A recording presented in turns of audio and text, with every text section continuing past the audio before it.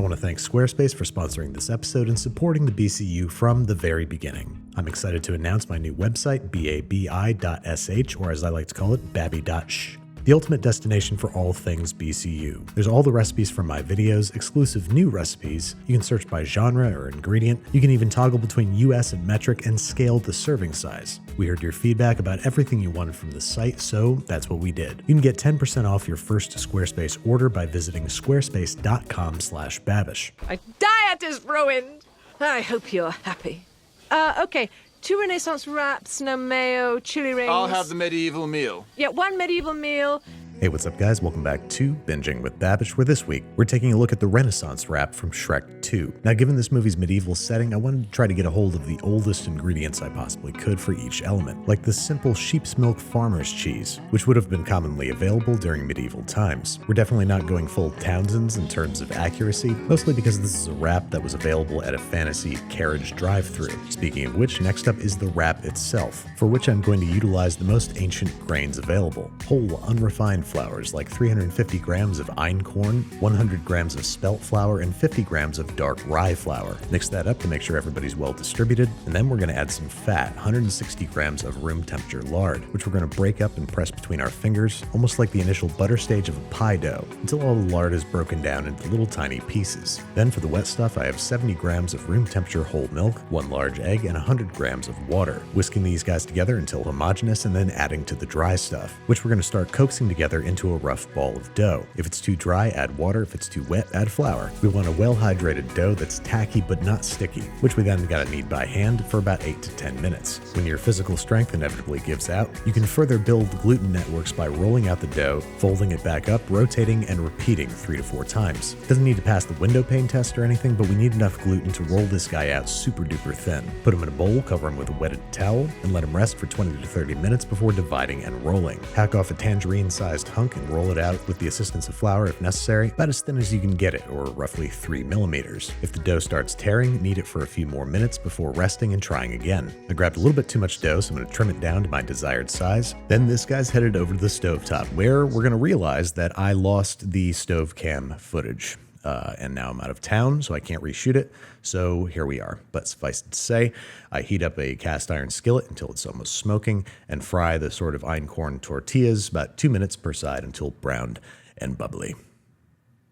Alright, that was a good time over at the stovetop. We had some laughs, saw some great visual demonstrations, and now we're going to stack our wraps underneath a towel to keep them soft. Next up, the primary protein in our Renaissance wrap, and game birds felt appropriate, so I have 3 squabs here, which I'm going to stuff with some typical medieval fillings. I've got some roughly chopped onions and herbs, and grapes, which were apparently common medieval poultry fixins. These are getting quartered, tossed with the other stuff, and shoved unceremoniously into the cavities of our waiting birds. Get as much in there as you can, and then we need to try and truss these little suckers, something I am admittedly not very good at, but here goes. First, I'm wrapping the string underneath the Pope's nose, there's that little nubbin of flesh at the base of the spine, then wrapping the string in a figure of 8 around the bird's ankles, pulling it tight, wrapping the string around the sides up to the front of the bird, tucking in the wings and tying tight. Snip off any excess, rinse and repeat with the remaining fowl. Then we're arranging on a wire rack set in a rim baking sheet. Then I've got some rendered chicken fat that I'm going to baste the birds with before they head into the oven, seasoning gently with kosher salt and freshly ground black pepper. Then these guys are headed into a 450-degree Fahrenheit oven for anywhere from 15 to 20 minutes. Squab is often served medium rare like duck,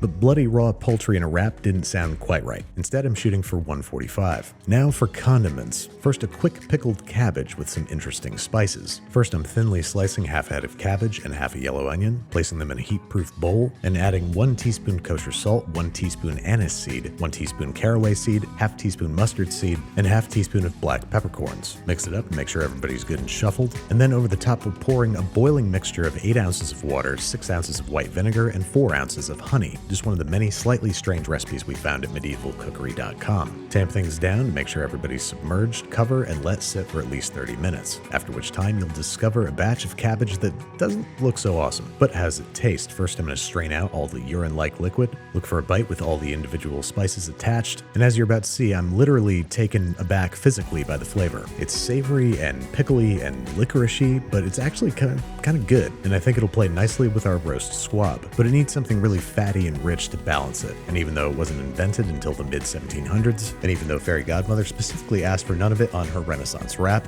I'm making a beaten egg and oil emulsion resembling mayonnaise. As it turns out, beating mayonnaise by hand is thankless, tiring work. Not unlike long-distance running, you're going to hit a point where your body says no more, but just push through and eventually you'll be numb to the pain. In this way, mayonnaise is not unlike life itself. Cover and refrigerate until ready to use. Next up, the mysterious chili rings, which I always imagined as being sort of like onion rings but with red bell pepper. So I'm peeling and thinly slicing 4 large red bell peppers, the peeling of which is going to help the batter adhere. For the batter, I'm combining 7.5 ounces of einkorn flour, 1 teaspoon each baking powder, garlic powder, and kosher salt, and a half teaspoon each freshly ground black pepper, baking soda, and cayenne pepper. Whisk until homogeneous, and then we're going to add the beer. 12 ounces of ale, which I wish was in a pewter stein, but I can't find mine. Gently whisk that in until a slightly lumpy batter forms with the consistency of wet paint. Then we're thoroughly coating our rings in einkorn flour, shaking off the excess, tossing the beer batter, and heading over to the stovetop.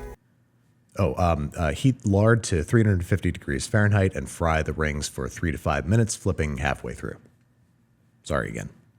Now, I'm not sure if it was the einkorn flour or the gluten-free beer that Kendall accidentally bought, but this batter turned out astoundingly light and crispy, definitely giving it a shot for my next fish fry. Now, with all of our individual elements ready to go, it's time to carve the squab. As you can see, I'm removing the breasts and slicing them on the bias. Speaking of which, we've heated up our wrap in a hot cast iron skillet for the sake of pliability, spreading on some of our not medieval mayo, topping that with thinly sliced sheep's milk farmer's cheese, then with a generous pile of our sliced squab breast, and with a cautious smattering of our odd cabbage. Then, to emulate a typical fast food wrap, I'm folding things up burrito style but only closing one end. Now, I couldn't find my pewter stein, but I did rustle up a pewter plate, upon which I'm going to arrange our wrap and our fried red peppers. And there you have it, fresh from Friar's Fat Boy, the Renaissance wrap with a side of chili rings. Looks the part, but how's it taste? And the way I would describe the wrap is unfamiliar, slightly off-kilter textures and flavors, but adding up to something genuinely good. The funky cabbage sort of covered up the inherent gaminess of the squab. The cheese was like a sheep's milk mozzarella, the einkorn has a toasty, nutty flavor and a tender texture, and the mayonnaise was mayonnaise. And while the chili rings were the clear winner here, I found myself eating just as much of the Renaissance wrap. Like Shrek himself, it's odd and at first off-putting, but in the end, it's what's inside that counts. That's a pretty tortured allegory. Something about onions having layers? Thanks again to Squarespace for sponsoring today's episode.